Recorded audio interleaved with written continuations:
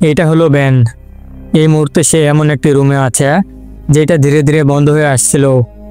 সে এই রুম থেকে বের হওয়ার জন্য কুলু খুঁজতে থাকে, কিন্তু কোনো কুলুই কাজ করছে না। শেষে রুমটা পুরোপুরি বন্ধ হয়ে যায় এবং বেন সেখানেই চাপা পড়ে যায়। এই লোকটা কে এবং এখানে কিভাবে এলো সেটা ধীরে ধীরে জানতে পারবেন। এই গল্পটা শুরু হয় আজ থেকে 3 দিন আগে শিকাগো শহরে। এটা হলো জয়। সে তার ফিজিক্সের ক্লাসে বসে আছে। তখন টিচার জানায় যে আজ থেকে তোমাদের ছুটি শুরু। যখন ছাত্ররা সবাই বের হতে থাকে তখন প্রফেসর জয়কে ডেকে বলে, তুমি খুবই মেধাবী, কিন্তু সবার সামনে নিজের কথা বলতে ভয় পাও। ভয়কে তোমার উপর প্রভাব ফেলতে দিও না। এই ছুটির মধ্যে তুমি এমন কিছু করো যাতে তোমার ভয় কেটে যায়। এইটা হলো জেসন। সে স্টক মার্কেট প্রাইভেট করে এমন এক কোম্পানিতে চাকরি করে। একদিন কাজের সময় এক ক্লায়েন্ট তাকে ফোন করে জানায়, আমি তোমার জন্য একটা গিফট পাঠিয়েছি। যখন সে সেই গিফট খোলে, ভেতরে একটা ছোট্ট বক্স পায়। সে ওইটা বেকার ভেবে সেখানে ফেলে রেখে চলে যায়। এটা হলো ব্যান, যাকে আপনি মুভির শুরুতেই একটা রুমে চাপা পড়তে দেখেছেন। সে একটা কোম্পানির জন্য প্যাকেজিংয়ের কাজ করে। একদিন সে তার বসকে বেতন বাড়ানোর জন্য বলে। তার বস তাকে বলে, তুমি বাইরে বের হও এবং নতুন বন্ধু বানাও, নতুন করে জীবন শুরু করো। এভাবে খুটখুট করে বাঁচলে জীবন চলবে না। পরের দিন যখন জয়ের রুমমেট নিজের বাড়িতে যাচ্ছিল, তখন দরজার সামনে একটা বক্স পায়। সেটি আসলে প্রফেসর জয়ের জন্য পাঠিয়েছিল। সেই বক্সের ভেতর থেকে ঠিক জ্যাসনের মতো একটি ছোট্ট বক্স বের হয়। পরের দিন যখন বেন কাজে যায়, তখন টেবিলের উপরে ঠিক একই ধরনের একটি বক্স রাখা ছিল, সাথে একটি কার্ডও ছিল, যেখানে লেখা ছিল এই চাকরি থেকে মুক্তি পাওয়ার একমাত্র উপায় এটা। কিন্তু সবচেয়ে কঠিন কাজ ছিল এই বক্সটা খোলা। কিন্তু অনেক চেষ্টার পর সবাই কোনো না কোনোভাবে বক্সটা খুলতে সক্ষম হয়। বক্সের ভেতর থেকে তারা একটি অ্যাড্রেস কার্ড পায়। সেখানে লেখা ছিল যে এটি স্কেপ রুমের জন্য এন্ট্রি ভাউচারের মতো কাজ করবে। সিন শিফট হয়। আমরা দেখি স্কেপ রুমের জন্য অ্যামান্ডা নামের একটি মেয়ে এসেছে। সেখানকার গার্ড তার ফোন জমা নেয়, কারণ তাদের পাজলের ছবি লিক হওয়ার ভয় ছিল। এরপরে গার্ড তাকে বলে, এখানে তোমার আর্মি ট্রেনিং কাজে লাগবে। এরপরে লিফটে তার দেখা হয় ড্যানি নামের একটি ছেলের সঙ্গে, যে সবসময় নিজের কাছে একটি বাড়তি ফোন রাখত। একটু পরে তারা একটি রুমে পৌঁছায়, যেখানে আরও কয়েকজন বসেছিল। সেখানে মাইক নামের একজনও ছিল। সে পেশায় একজন ড্রাইভার। সে $10,000 পুরস্কারের লোভে এই গেমে এসেছে। এরপর সবাই একে অপরের সাথে পরিচিত হয়। এই রুমে মোট 6 জন মানুষ ছিল এবং এটাই যথেষ্ট ছিল। সেখানে একটি খবরের কাগজ ছিল, যেখানে লেখা ছিল যে 5 জন মানুষের আগুনে পুড়ে মৃত্যু হয়েছিল। তারা সবাই মনে করছিল যে গেম শুরু হওয়ার আগে কেউ আসবে এবং তাদের নিয়মকানুন বুঝিয়ে দেবে, কিন্তু তারা কেউ বুঝতেই পারেনি যে গেম ইতিমধ্যেই শুরু হয়ে গিয়েছে। তখন বেন বলে, যতক্ষণ না গেম শুরু হয় ততক্ষণে আমি একটি সিগারেট খেয়ে আসি।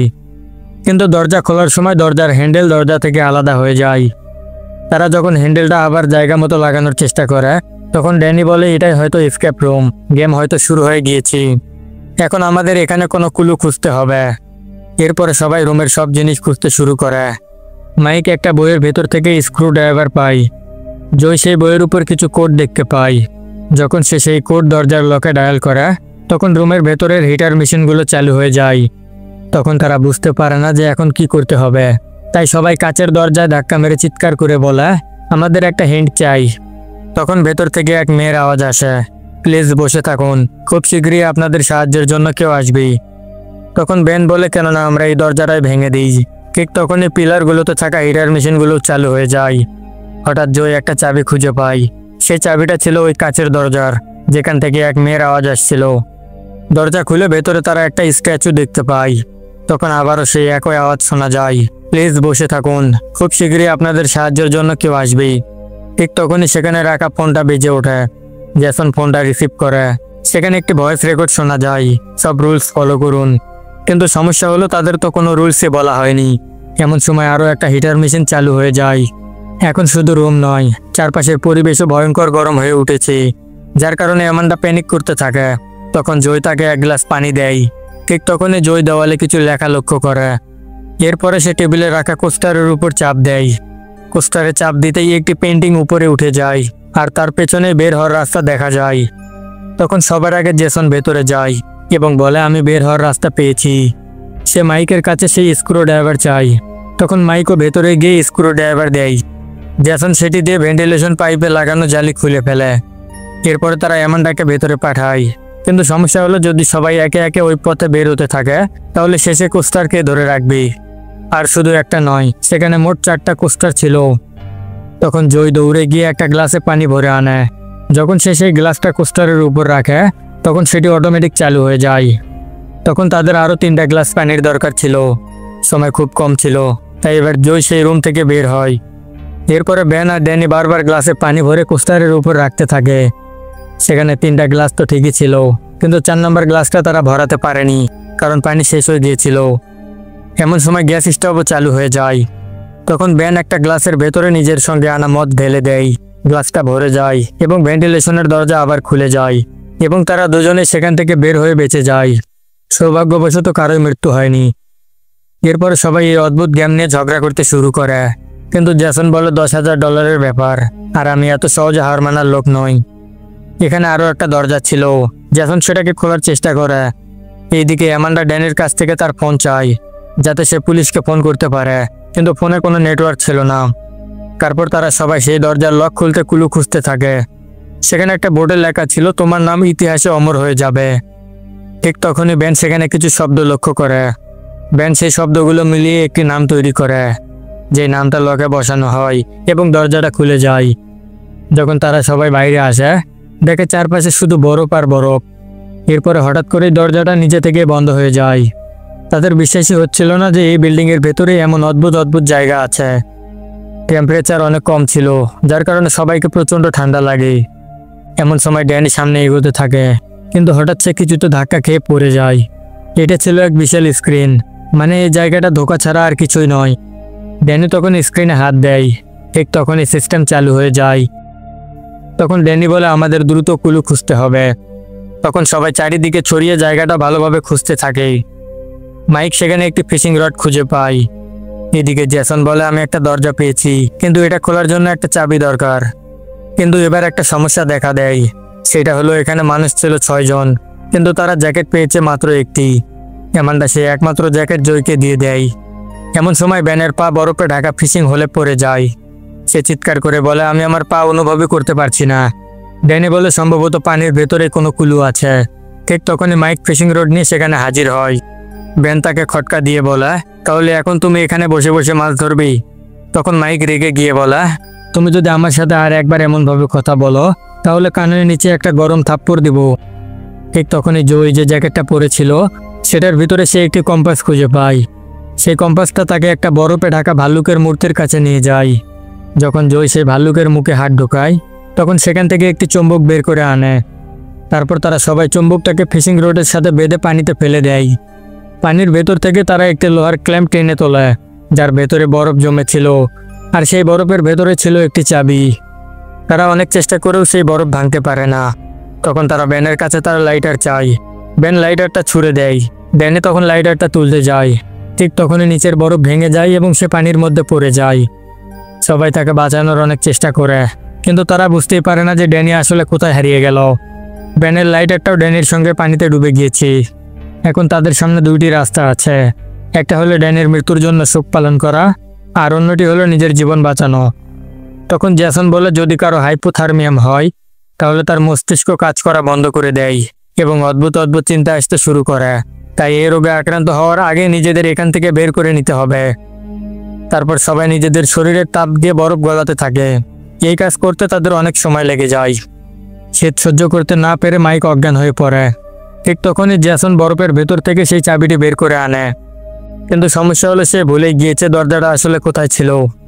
শেষ পর্যন্ত তারা দরজাটা খুঁজে পায় এবং সেখানে চাবি লাগায়, কিন্তু তারা বুঝতে পারে এটা আসল দরজা নয়। আসল দরজা ছিল অন্যদিকে।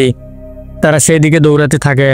ঠিক তখনই মেঝে ভেঙে পড়তে শুরু করে, কিন্তু সৌভাগ্যবশত তারা সেই দরজা দিয়ে ভেতরে ঢুকে যায়। এরপরে যে রুমে তারা ঢুকেছিল সেটি উপরের দিকে উঠেছিল। তখন তারা লক্ষ্য করে এই রুমটা আসলে উল্টোভাবে বানানো হয়েছে। ঠিক তখনই একের পর এক বাজে মিউজিক বাজতে শুরু করে। মাইক বলে, ওই উপরে থাকা পুল টেবিলের 8 নম্বর বলটা নেই। তখনই মেঝের এক সাইড ভেঙে নিচে পড়ে যায়। তারা সবাই দেওয়াল ধরে দাঁড়িয়ে থাকে। ঠিক তখনই অ্যামান্ডা বলে, এই কাজটা আমাকে করতে দাও। সে উপরে উঠে কুলু খুঁজতে থাকে। তখন সে একটা লকার খুঁজে পায়। সে তাতে কোট বসায়, কিন্তু কোট কাজে লাগে না। এইদিকে জয় একটি পাজলের গেম খুঁজে পায়। সে মাইকের সাহায্যে ওই গেমের কাছে যায় এবং সেটি সলভ করার চেষ্টা করে। ঠিক তখনই জ্যাসনের নিচের মেঝেও ভেঙে পড়ে, কিন্তু সৌভাগ্যক্রমে সে বেঁচে যায়। এরপর জয় পাজলটা সলভ করতে সক্ষম হয় এবং অ্যামান্ডাকে কোড বলে দেয়, কিন্তু ওই কোডও ভুল ছিল। এর ফলে আরেক সাইডের মেঝে ভেঙে নিচে পড়ে যায়। তখন জয়, বেন আর মাইক একই শেলফ ধরে ঝুলছিল। হঠাৎ সে শেলফের প্যাচগুলো খুলতে শুরু করে এবং শেলফটা নিচের দিকে হেলে যায়। তখন জ্যাসন বলে, মাইক, তুমি যদি এই শেলফ থেকে না নামো তাহলে আমরা তিনজনে মারা যাব। এমন সময় জয়ের হাত ফসকে যায় এবং সে মেঝেতে পড়ে যায় আর কিছুটা আঘাতও পায়। জ্যাসন দ্রুত নিচে নেমে তাকে ডাকতে থাকে। এরপরে জয় আবারও উপরে উঠে যায় এবং বলে, এই রুমটা যেহেতু উল্টো, তাই ওই কোডটা উল্টো করে বসাতে হবে। এবার অ্যামান্ডা কোডটা উল্টো করে বসায়। এবার কোডটি সঠিক হয় এবং লকারটা খুলে যায়। ভেতর থেকে অ্যামান্ডা 8 নম্বর বলটি খুঁজে পায়। এরপরে সবাই উপরে উঠতে শুরু করে।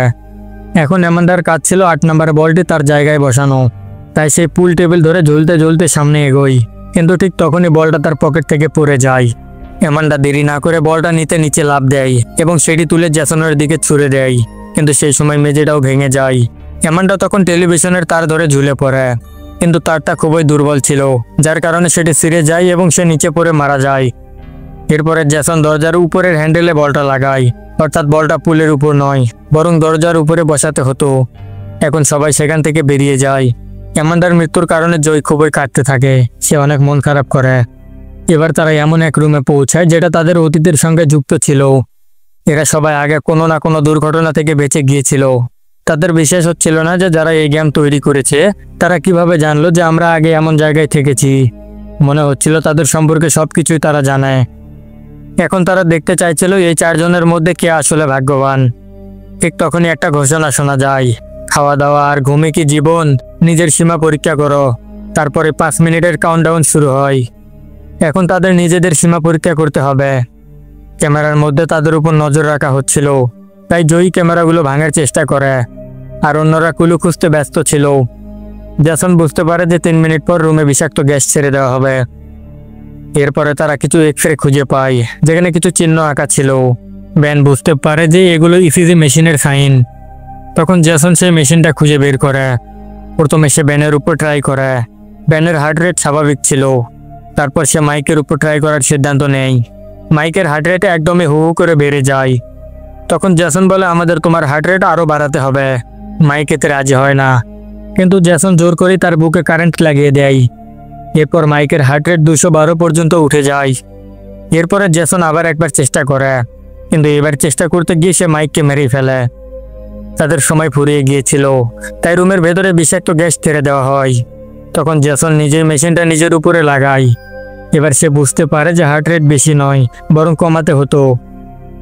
সে নিজের শ্বাস ধরে রেখে হার্ট রেট কমানোর চেষ্টা করে আর তার হার্ট রেট 50 পর্যন্ত কমে আসে। ঠিক তখনই আরেকটি ছোট্ট দরজা খুলে যায়। জ্যাসন সময় নষ্ট না করে সেই দরজা দিয়ে ওপারে চলে যায়। বেন জয়কে নিতে যায়, কিন্তু জয় যেতে অস্বীকার করে।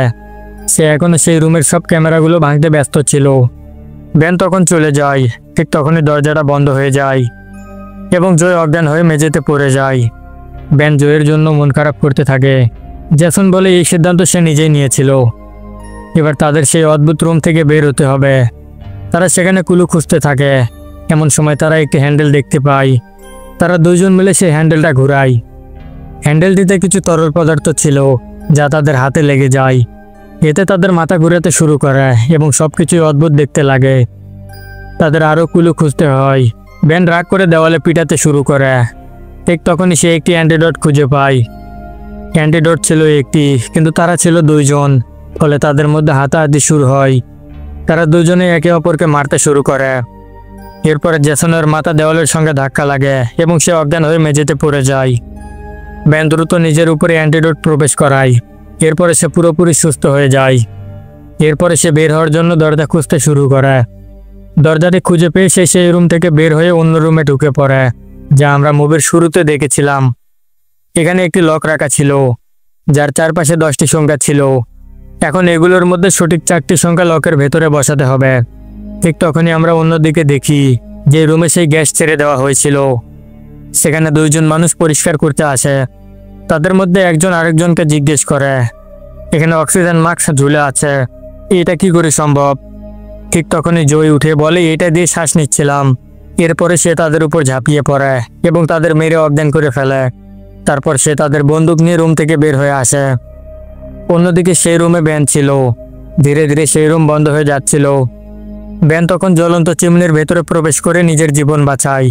এরপরে সে সেই রুম থেকে বের হয়ে আসে এবং অন্য একটি রুমে প্রবেশ করে। এই রুমে পুরো গেমটা নিয়ন্ত্রণ করার একটি সিস্টেম উপস্থাপন করা ছিল। ঠিক তখনই একজন ব্যক্তি আসে এবং ব্যানকে বসার জন্য বলে। ব্যান তাকে জিজ্ঞেস করে, তুমি কি? সেই ব্যক্তি বলে, আমি সেই খুনি যে তোমাদের সঙ্গে মৃত্যুর খেলা খেলেছি। ব্যান তখন তাকে বলে, আমি তো জিতেছি, আমাকে আমার পুরস্কার দাও, আমি এখান থেকে চলে যাব। তখন সেই ব্যক্তি বলে, যখন কোনো রেসের ঘোড়া জেতে তখন কি সেই ঘোড়াটিকে পুরস্কার দেওয়া হয়? এরপরে সে একটি তার দিয়ে ব্যানের গলা চেপে ধরে এবং তাকে মারতে চায়।